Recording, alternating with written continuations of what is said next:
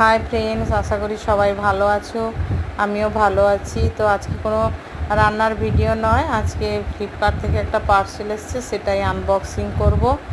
তো এটা অ্যাকচুয়ালি সত্যি কথা বলতে আমার অর্ডার ছিল না, এটা ভাইয়ের অর্ডার করে গেছিলো, কিন্তু ওরা বাড়িতে নেই, ওরা নন্দীগ্রাম গেছে। সেই কারণে আমার বাড়িতেই পার্সেলটা এসছে। দিয়ে আমাকে বললো, দিদি তুই ওটা আনবক্সিং কর আর ভিডিও করে আমাকেও পাঠা। তো তাই জন্য আমি ওটা কাটলাম। তো দেখো, এখানে রয়েছে দেখছি একটা বেড কভার, দুটো বালিশের কভার। তো কালারটা তো আমার খুবই ভালো লেগেছে।